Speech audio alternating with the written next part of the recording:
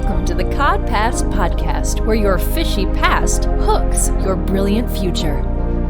With Dr. Deborah, Laura, and Dr. Trish.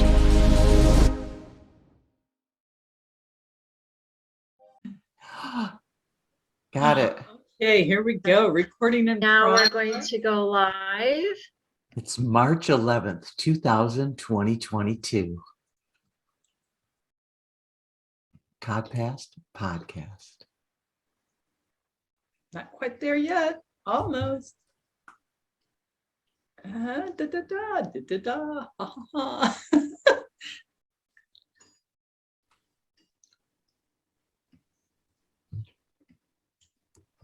My favorite is how you get to see how the audience sees behind the scenes that there's persistence. Trish is persistent. She's figuring out how to get us live on Facebook. Yep.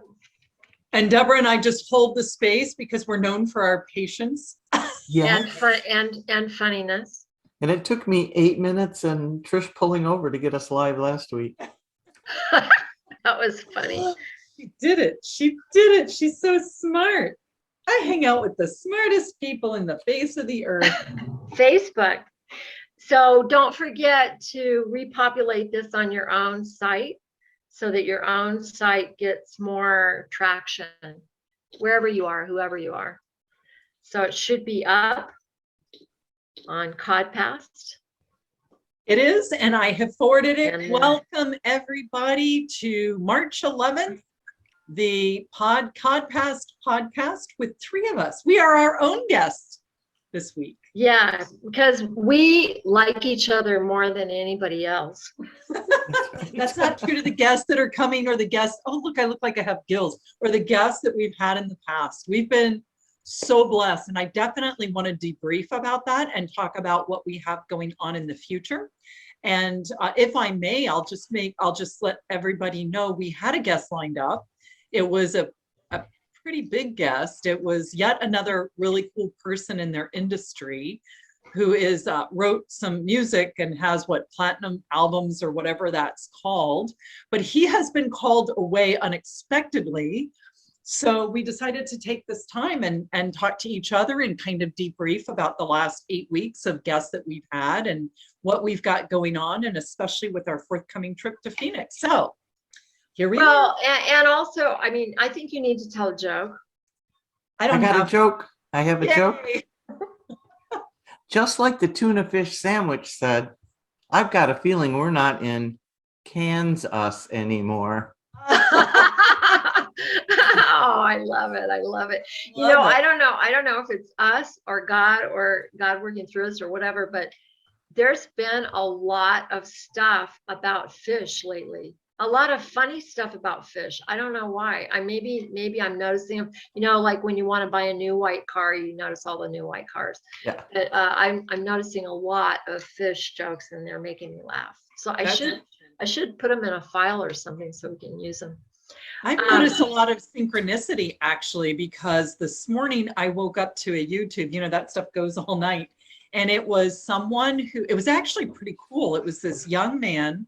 He was British and he had Judy Garland. So it's funny that you just brought up, I don't remember what it was that you brought up that made, Canfish. And he was talking about her voice and her slides and how she was perfect pitch and things like that. And I just have noticed the more I step into this synchronicity, I know I'm right. I know I'm right. I know I'm right. And it's just validation. It's those breadcrumbs. You're going the right direction. You're going the right direction. Popcorn. Well, today I was listening to Esther Hicks, which a lot of people listen to. And I just think she's brilliant. She's channeling people, and she talks about all of the unseen fairies that are out there trying to help us and jumping up and down, trying to help us. And, one of the things she said was really good. She said a lot of things, but we all have done a bunch of vision maps, and we do our goals and we work on stuff. And she's always a big proponent of that, because you have to know what you want in order for the fairies to come in and help you, or angels or whomever. That being said, once you sort of give it out, I used to tell some of my mastermind partners, stop asking for the same thing over and over and over every week, because you're just digging up that little seed. And every time you do that, it almost dies again. And then you have to put it back in the soil. And so, once you ask, or once you put it on a vision board, she said, when things really start to click and when you really start to manifest really fast is when you just get into your heart and sort of let it go. And a guy in the audience said that he had been, I think he must have been something like Jack Canfield, where he has a lot of people that listen to him, and he had been talking about vision maps, but he said that he had experienced that all of a sudden he got busy and he was just having fun and doing things, and he wasn't really thinking about all of his goals and his vision map. And all of a sudden everything happened. And I've been doing vision maps since I was 20, because AT&T taught us so many cool things. But vision maps were used by Benjamin Franklin and Walt Disney and a lot of other people. And so they taught us to do it. Then I put it in our mastermind group and kept teaching it. And I cannot tell you how many times I got everything on my map. It's amazing, but it does work. But I think what we're all learning right now is just to let go and let God. And the what is the prayer that AA uses? And the serenity prayer. God. Yeah, the serenity prayer, and also the interpretation of that by that lady that I was telling you guys about the other day that said, I no longer, what was it? I no longer, I know. I am no longer accepting the things or people I cannot change. I am changing the things I cannot accept.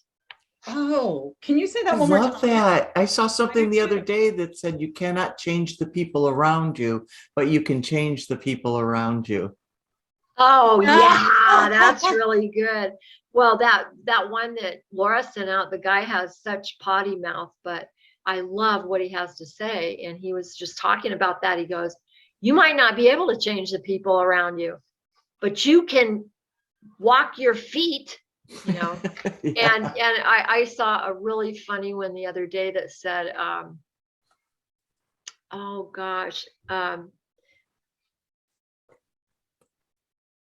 well, now it totally escaped me. I'll remember it in a minute. But I think the thing that we all have to really keep in mind is what do we want?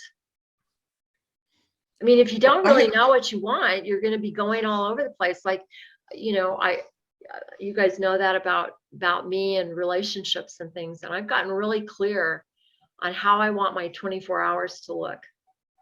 And I'm not going to exchange 15 minutes of my 24 hours to be with somebody who's not going to pay any attention to me and not going to support me, not going to care about what I have to say. I was just telling Trina that a few minutes ago, that she's been so much fun for me, because I was hard on her a few times last year and said, hey, cut it out. Like, crying, like we all cry, right? Unless we use it for manipulation. And that's when, stop the crybaby stuff. You're not doing anything with that, and get on with your life. And I actually said almost exactly that to Trina last year. She just, she's an emotional, wonderful, sweet person. But she got that, and she stopped. Now, whenever she cries, it's really authentic, but she hardly ever does. Well, it's interesting because people pick up that trait, not intentionally to be manipulative, but as a child, when you cry, you got attention from your parents. And so that just becomes ingrained. It's a pattern that becomes ingrained in us. Mm-hmm. And the other side of that, I'm gonna tell you, when I first wanted to be in the medical world, and poor Deborah, but I really wanted to be a medical technologist. I wanted to discover things, discover diseases, I really wanted to know what makes people so healthy they can win the Olympics. That was really why I started studying it. I wanted to know how to be ultimately healthy. And I really had to ask myself so many times when I was working for a doctor and for a hospital, doing their lab work, I got to do so many cool things because I was in a little town, and little towns have to do everything, you know. And the crazy thing was that we were the Indian health doctor, and so we were helping the tribes, Navajo, Ute, and maybe another one.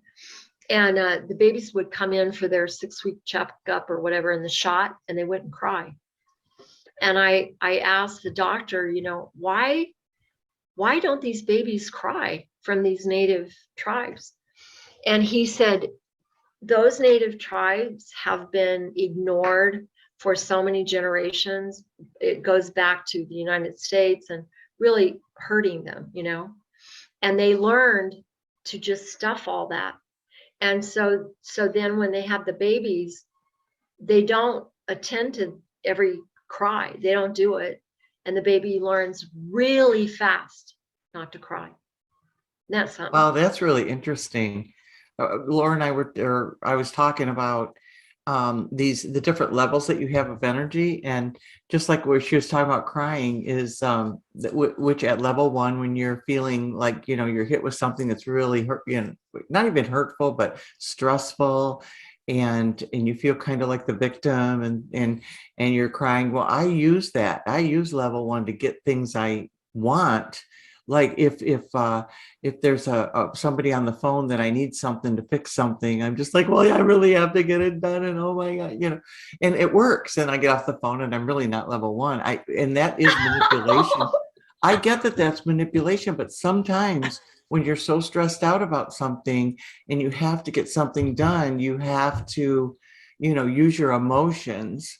Use whatever you know have. that it's manipulation. But I had a question about the vision boards, going back to the vision boards, if we can for a second. If we have, this is an example, this is one of mine, right? And on the back I wrote out everything. So I've been taught over the years to look at it every day, stare at it, imagine it, feel it, breathe it, you know, all that stuff. And what you said made more sense to me, though. Once I put it on here and I put my intentions out there, it's with me in my office. I don't have it hanging up or anything, but I think that's enough. But I don't know. What do you think about that? Well, there are different schools of thought about that, and I think it has to do with faith. You know, faith in God, faith in the way things work. That being said, I know that your eyeballs they don't see anything. They just reflect something that your brain then interprets. So, and your brain is only interpreting things that it knows how to interpret. So if you see something that you've never seen, your brain is like, I don't even know what to see. I don't know what this thing is. And so in order to get new memories working, you know how we work with the oils to get rid of old molecules that don't help us and to create new molecules that will serve us. Repetition, Steve, who I used to be married to, who was a rock star, Steve used to always say sweet repetition, because if you want to perfect anything, like guitar or piano or 75 hard like Laura's doing, you have to do it all the time. And we talk about forming habits that form rituals that create your entire life existence. Mm-hmm. And so that's repetition. It's like, do you make your bed every morning? Do you drink your water? You know, things like that. And so repetition does work. It really works, and it gets you going so your brain knows what to look for all the time. That being said, if we use Laura as an example, so she's done 75 hard, she's almost done with 2 in 1 year, which I doubt if anybody else has done that. But I would be willing to bet that if she even had a whim of kind of recreating herself ever in the future, she's just going to do 75 hard and it's going to be no big deal. She's going to be like, oh, I'm going to self-correct. And no one's going to have to pressure her. She's not going to have to stare at 75 hard. She's not going to have to do anything to make herself do that because she already developed the faith that it's going to happen. And so I think that there's just like that sweet spot of faith and that you've embodied it. And I think Abraham Hicks talks a lot about, can you feel it, see it, smell it, taste it? And I'm teaching that class for Airbnb on the 7 senses, not just 5. And the 7 senses are direct correlation between how you use the first 5, because you can't get to the 7 senses unless you have sort of harnessed the first 5. So, so Steve and a lot of rock stars like him have a really hard time hearing. And the hearing is not about the hearing. It's about brain function and how your brain's interpreting something. And so once you get the feeling of those 5 senses in order, then you start becoming intuitive. And then you start being a manifesting queen, because all of a sudden, it's sort of like a safe. Everything just kind of comes together and you trust God. You don't get, we've worked a lot this year on getting rid of triggers, and more triggers that you get rid of, the more your body will just get in sync with drawing to you. As the other one is that she talks about is the arrow and the dartboard, and that the dartboard is attracting the arrow. That's actually, if I can, I've got so much to think about, but let me just flow. I have hired a mentor for 3 sessions. She is a psychic detective, and it's very cool because I really wanted to explore things spiritually that I don't understand what I'm getting. And I know we've joked about how I've even said, I have faith, but sprinkle some hope. So those are the little delicious things you get along the way. Yes, this is the right way. Or what our guest last week, Lori, was saying, the bumper, right? Like the bumper, like here comes the bumper down the bowling alley, and you don't want to go over the bumper and getting right. But about 2 years ago, just after COVID happened, we were walking down the street. Now, I live about 5 miles outside of Washington, D.C., and I made a joking prediction. There's a Catholic high school right up the street from my house. And, Catholic schools are often built in neighborhoods. And so we were walking toward it, and I said, a big bear is going to walk by this. And within 2 weeks, there was a news article about a big bear that walked past there. Now that was after. I remember that. And it's really funny because my husband's very left-brained, which is great because you can't have me. I mean, if we were both the same, God only knows what our life would look like. You need a left brain and a right brain to kind of partner. But he was like, well, it's not the same street. And I'm like, it's exactly the same street. But I asked another psychic about that. I'm like, did I bring this to me or did I prophesize it? And there have been so many instances like that. That's not its only one, but I found through something that happened during that question, I brought it to me, which is what Abraham Hicks is saying. That dartboard is bringing with the intention to the bullseye. And see, what we've been taught in school and in corporate, Deborah, is, make the plan, work the plan, deliver the plan. And so my whole background was, what's your 5-year plan? What are your stepping stones and all, sort of like the SWOT, what does SWOT stand for? I forget. Oh, like the SMART goals? Well, SMART goals are Well, and SWOT. SWOT, yeah. Right now, I don't remember. I'm not a Yeah, I detailed, don't, I mean, they yeah, can look it up if you guys want to know yeah, about it. yeah, But yeah. but anyway, I was taught heavily to produce a plan and then stick with the plan. Don't get off chart.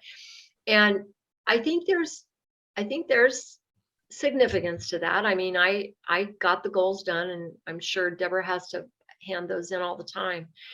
But there is something to be said by getting your homework done and then letting God free flow it. I Yep. don't think you can free flow it without having some good habits. I don't think so. But you know, I'm really learning. I mean, I think we are in such a huge manifestation time. I think that the negative stuff, COVID and the war, have caused people to just go, I am not playing by this game anymore. I think people are just like, I'm done. This doesn't feel right. I'm not going to be participant in it. I'm going to have a different life. And I know I'm going through that right now. I don't have a place to live. I'm staying at Steve's house, and it's a beautiful house. And we've been here for years and years because this belonged to his surrogate mom. And we've had a lot of fun in here, but it's big enough, and he's staying next door. And it's like a soft place to land. But if I would have tried to figure this out 2 weeks ago, told you both, I probably started crying. Like, where am I going to live? And you both said, well, you can come here and stay with me. And I know that. But, it's like, well, I finally bought a new pillow because I was so tired of telling everybody I don't even have a pillow, So I went down and bought a pillow. But I think once we start to show our faith, what did Jesus say? And then do it, and stop having somebody else tell you how to do it, or you just go, what did Jesus say? Okay, I'm going to do that. And it's like the thing I bring up all the time, how Harry met Sally and her having the orgasm and everybody going, I want whatever she got. And that's what I want for the three of us. I want people to look at us and go, I want their life. I want their friendship. I want their love. Because I don't know anybody who has more of a capacity to love than the three of us. I mean, I swear to Pete, we love anything. We've talked about people wanting to belong, which is true. It's really true. I've experienced that myself. But I kind of think nowadays people want to be nurtured. So they're nurturing others because they want to get nurtured back, because it feels good to be nurtured in the time where everybody got the whatever scared out of them because no one knew what happened. And now that that's passed, it's like people are traumatized. They're traumatized. They are traumatized. They are definitely traumatized. And I interrupted you. Go ahead. Sorry. That's right. I was just going to say, people just want comfort.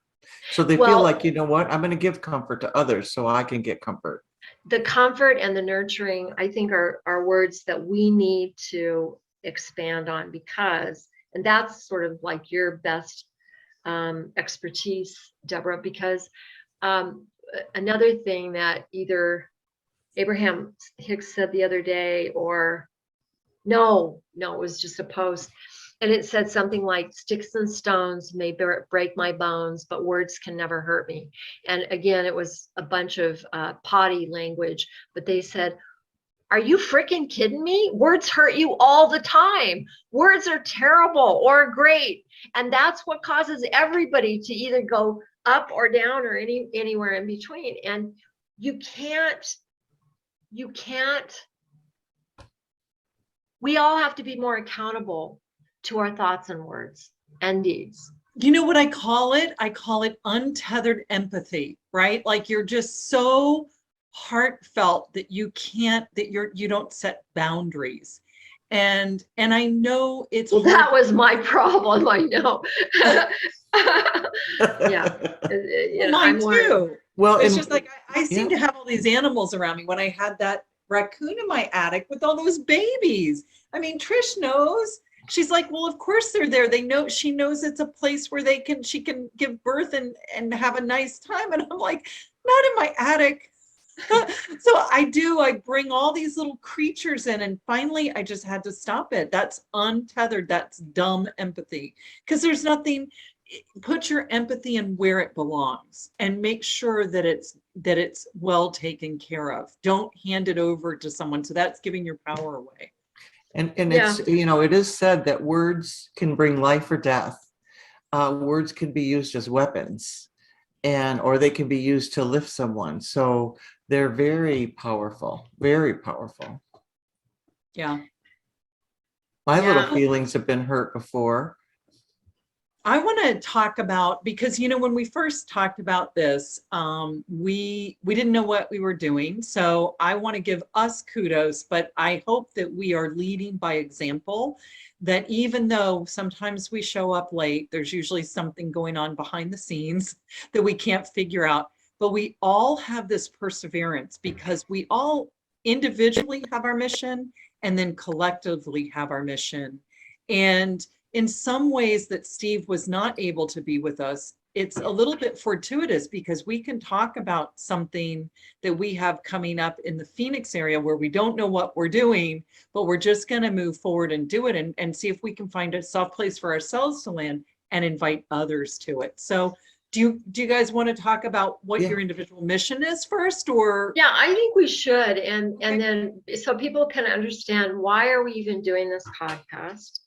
And then why are we wanting to do retreats? Why do we think it's important to get together? I mean, it all has to do with our highest purpose, and why. I was reading an article that said that something like 90% of people don't know why they're getting up. They have no clue as to what their purpose is. Like they're just going through the motions. Somebody told them, go to school, get married, have a couple of kids, go to, make sure you're got a retirement fund. And then they get to the point where they go to sleep and they wake up and they go, what am I doing? What is my life even like? And I think a lot of people are kind of in despair right now. And they are like, what's the point? What's the point? What's the point of life? What's the point of whatever is going on or whatever? And I would just like to say, I am very godly, and I have studied everything I possibly can read about Jesus and people's interpretation all over the place. And I have an international background, so I've studied other religions. But I can say, without even questioning what I'm saying, that the purpose of life is to be joyful. Yes. Period. Like, God didn't put us down here to be miserable. And joyful doesn't mean having a party and going crazy. It means being grateful and feeling like you're joyful. And you can't be joyful if you don't have some sort of purposeful existence. Joyful comes from everything else. Joyful doesn't start there. It's all those incremental little things. So anyway, you guys want to do your goals and then I'll do mine, but that's my piece. Yeah, I agree with that's exactly what I was going to say. More joy, more fun, more peace, more contentment. It's less harriedness, and I think as humans, maybe it's part of our environment, we whip ourselves up. We oh, we got to get this done, we got to do this, we got to do that. Oh my God, I didn't get it done. Oh, I'm not good. Oh, I'm bad. I mean, you really can get right into your rabbit hole, and we don't want to do that. No, 0. We just say stop it. No rabbit holes. Stop it. What's your purpose in life, Laura? Well, I'm glad you asked. Look, mine is to change all these different colors in my room. Now I'm orange. I probably should have tested this before we went live. It's okay. But, my purpose here is, I got this a long time ago, is to bring joy. I feel joy not no matter what, but most of the time. And then I learned that our purpose here on earth is unconditional love. And so I'm in the quest of that because that seems complicated to me. I still think it is. It shouldn't be, but it is for me in this human body, terra firma, all the things that are so dense, which I'm going to just say really quickly, Trish, you're absolutely right. What you were saying about Esther Hicks, if your body's not right, if you're not feeding it, moving it, and fulfilling thirst or whatever, if you're not taking care of your body, you can't fly high. It's like Maslow's pyramid. You just can't be up there and get all of the spirit, which is why I think a lot of people drink. A lot of people, I think, feel very spiritual, but they douse it with alcohol. But I'm getting off task. I think you're right. And I think we all have been around people that have made it according to what society says make it is. They have mega bucks, or they are CEO of the healthcare system, whatever. But they haven't started with their body moving, breathing, and they get to this point where nothing's working, everything's out of whack, they can't sleep. And right now, the two biggest problems in the world, the things that drugs are being sold for, one is sleep and the other one is anxiety, and it's almost off the charts. Well, they're sort of interrelated. If you don't get enough sleep, you're going to feel anxiety. They are interrelated, yeah. And both are completely tied to how much exercise you have and what kind of food you're eating. Yeah. So it's really kind of simple stuff, but well, that's not my mission. I just want to say, I mean, that is part of my profession. It's part of my skill set. I don't think it's my best and highest skill set, but my mentor this week, just like Trish will tell us about hers too, really had us focus, because he's a storyteller and I want to become better at storytelling. And without an enemy, there is no story. The enemy is the drama. And I really started to think, what is the thing that makes me tick? What makes me tick? And what makes me tick is the song Cats in the Cradle. I just think that's the saddest song, because that's, whatever, 20 years later and your kids are gone and now they're ignoring you because you ignored them, which is why I stayed home with my kids. I gave up a career. I mean, I don't mean to be the victim. It was a decision and I'm very happy. Turned out that I made a good one for me. But I think that my whole mission is to make sure that people don't miss out on their life and get to the end of it and have regrets. I feel that regret is my biggest enemy. In fact, I just ordered Daniel Pink's book called like Regrets or something. He's got a new book out. And so that's it. And that's how this CodPast fits in. If you can go back and tell your story, find out your stories, reframe them, now that fishy past can hook your brilliant future. So that's how this works with me. And I'm only going to surround myself with good fish, not the nasty fish that are, but and that's really important to keep my vibration high and to bring people to me where I'm a soft place to land and make maybe the abnormal or things that they think. I was told that you make the crazy or the weird seem normal. And everybody feels like a weirdo. We're all weirdos. So anyway, so that's me. That's my mission, individually as well as collectively. And I'm doing my individual stuff under Muffin Toppled. And right now I wrote down actually, I'm doing challenges, because you talked about a percent, Trish. I started doing, Trish, actually, I think you were the one that taught me about percents a long time ago. I want to live above the curve. And so even brushing teeth, only 56% of Americans brush their teeth once a day. Be the 44%, for God's sake, or 4% use personal development and integrate it into their lives. 10% keep the weight off. I mean, just be above the curve. All you have to be is just a little bit above the curve. You don't have to be in the top 1%. And that's how I see the incentive, always changing the incentive, being above whatever curve it is. So that's me, Laura C. I love it, Laura. Well, I kind of had the same goal from even when I was a kid. I read the goals I've had my whole life, and I think we're born to manifest. I think that God puts a little stamp. It's called 0 point energy, and it's stamped with whatever we're supposed to do with our gifts and our assets and our liabilities too. And one of the things I used to say when I was a kid, I am never going to have any regrets. And then I dealt with a lot of things, a lot of trauma. I was a pregnant cheerleader, and you name it. People told me I was going to kill my parents because they had so much hope for me, and that how could I do that? And I'm terrible, and da da da da. And I would argue, like, it's the best thing that ever happened to me. It probably kept me off of drugs because I was having so much fun. I would have probably been, yay, hey, let's go do some drugs, And so God probably gave me a kid early so I wouldn't get in trouble, I had to stay home. But anyway, I try really hard not to have regrets. But I have been very fortunate with jobs I've had and people that have been in my life. And I've got a certification for just about everything. So I have a lot of knowledge, and I want to help people because that's my yoga, body, mind, spirit, health, wealth, happiness.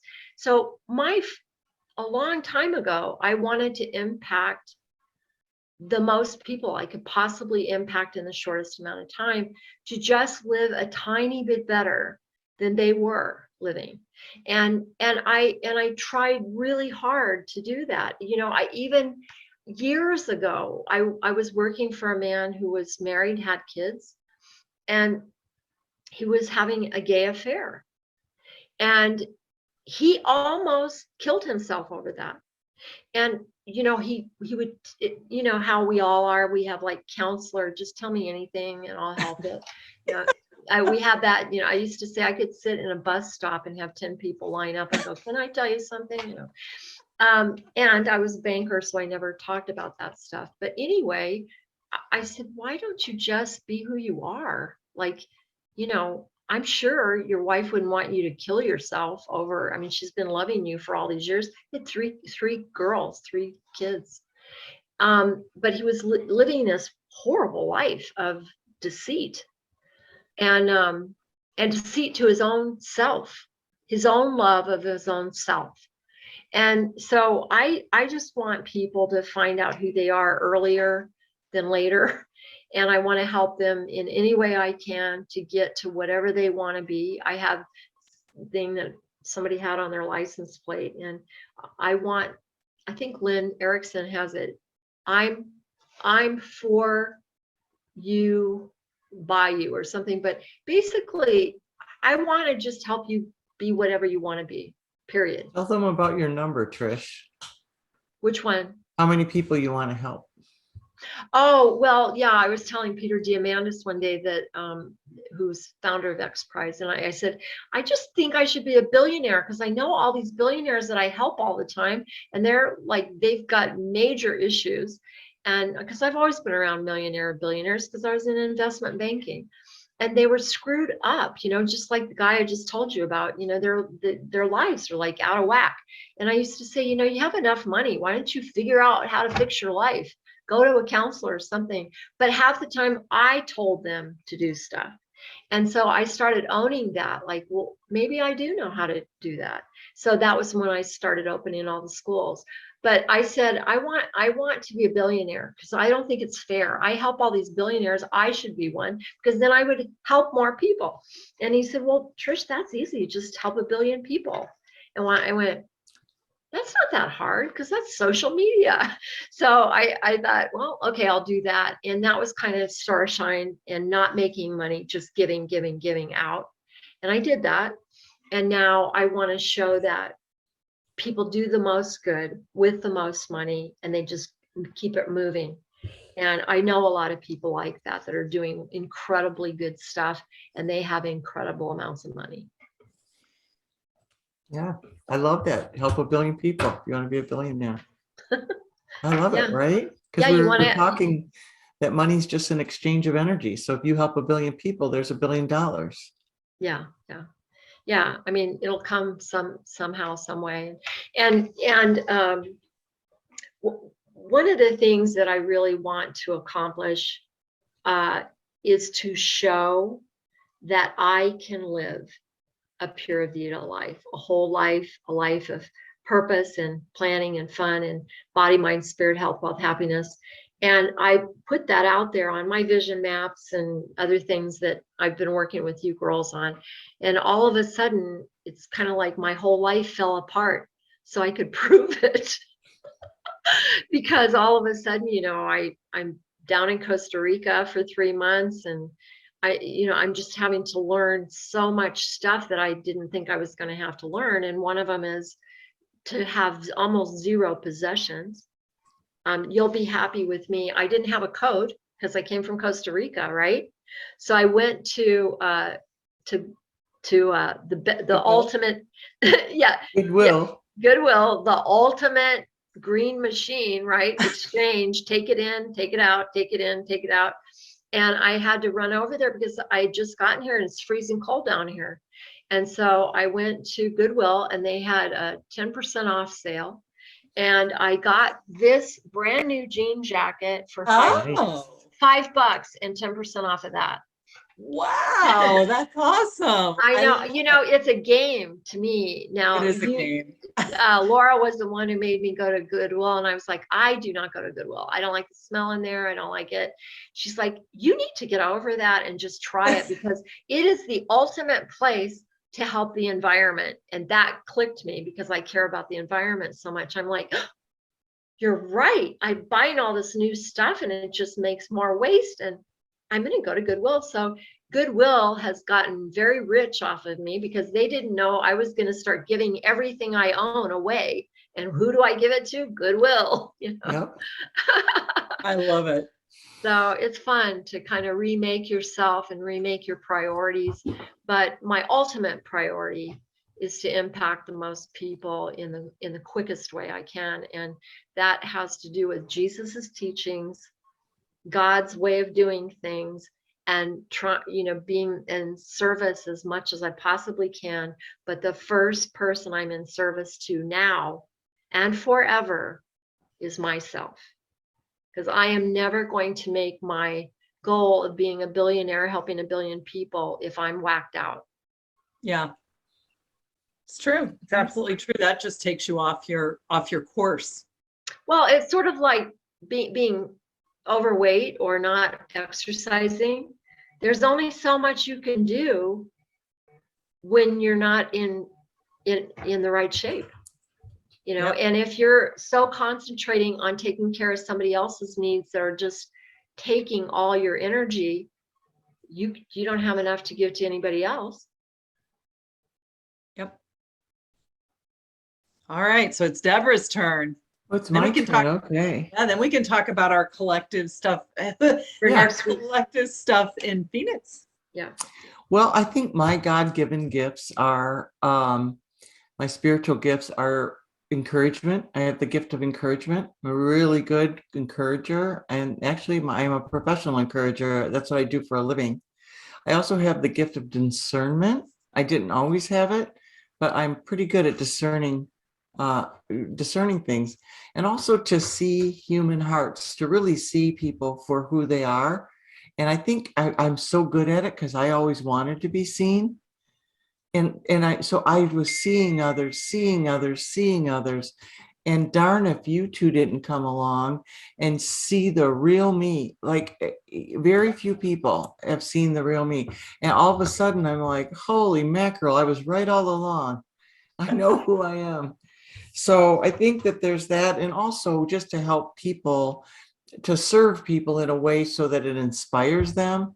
And that's just been my management style, servant leadership style. Don't believe that if you manage with a hammer, they're going to take it out of your hand and hit you with it one day.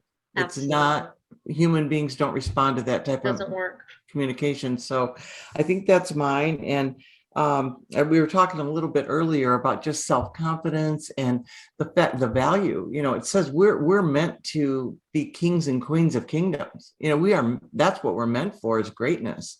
And so we need to step into that so that we can help more people. That's the whole idea, is to help more people step into their greatness, and then they help others and they help others. That's the whole mission of the message of God. And so that's kind of what I'm all about.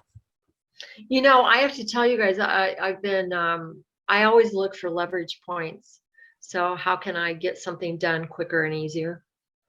And in going over all of these kind of internal things I'm doing with the coach that I'm working with, I thought, I wonder if there's any group on Facebook that has 1 billion people in it, because maybe I could just join that, and Get $1 from each of them.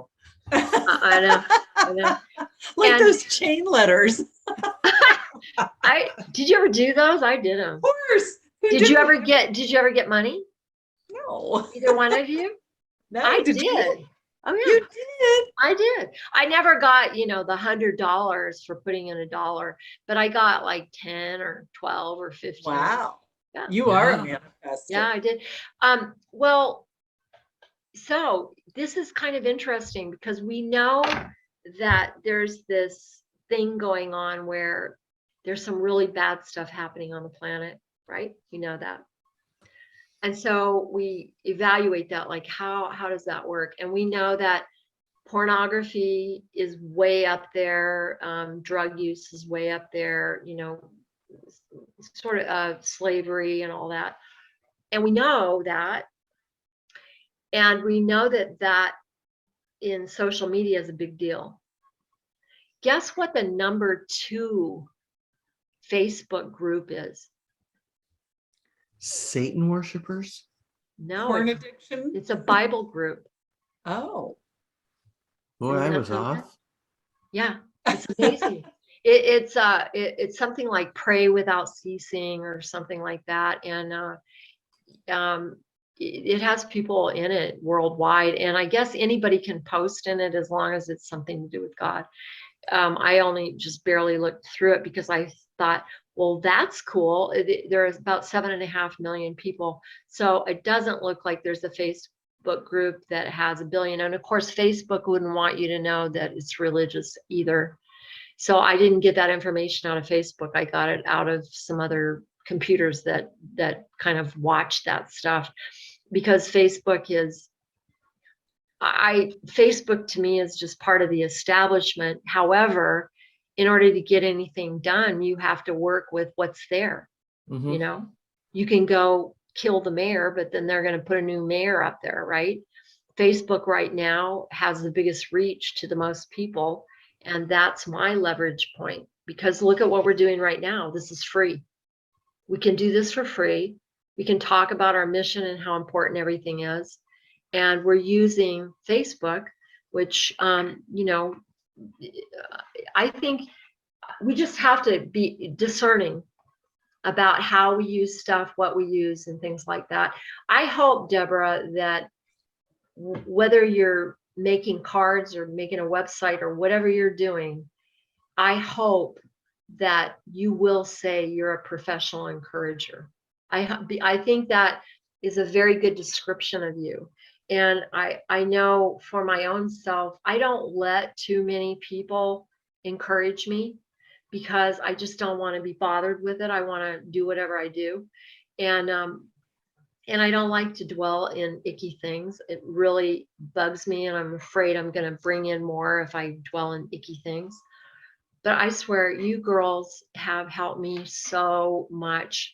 And we are really in a point right now where we're really exploding in an incredibly powerful way.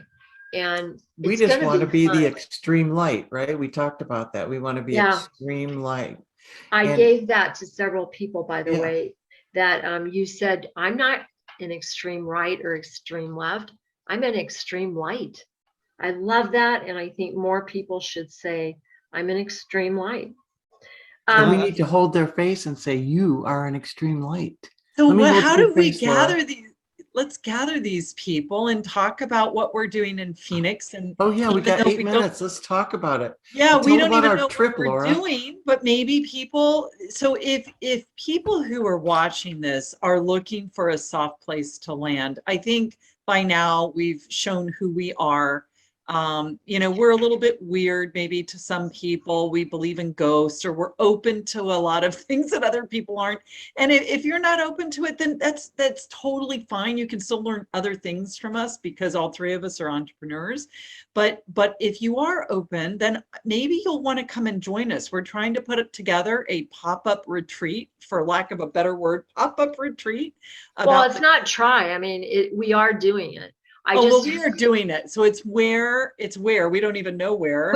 We know it's going to be outside in somewhere in the desert around Phoenix, and we know the date. We know the date. And we know the date, and we know why we're doing it. So that's for sure.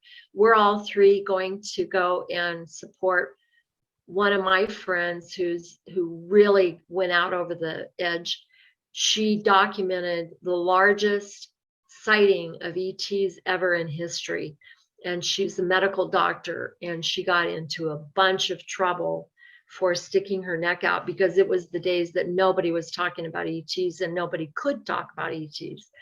And it was a lot of her work that then caused other people to go, hey, we need to listen to these people. They're credible. They know what they're doing. And anyway, she funded, and it was extremely expensive, a full-on movie that you see in the Documentary, a documentary. Yeah, but it was a documentary movie that is called The Phoenix Flights, and the sighting of the Phoenix Flights is 25 years old, and so since then, I've, by all kinds of funny circumstance, I'm in the end of her movie, just the back of my head.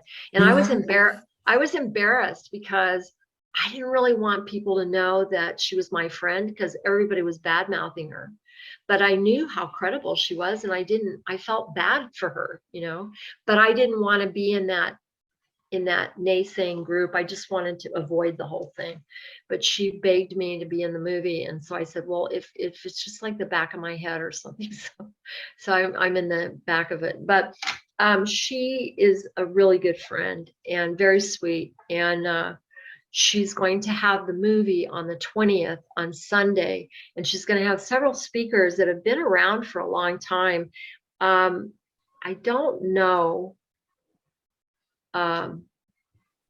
The CE5 guy is not going to be there, right? Stephen Greer. I don't know who's going to be there. I heard her say Alice Cooper.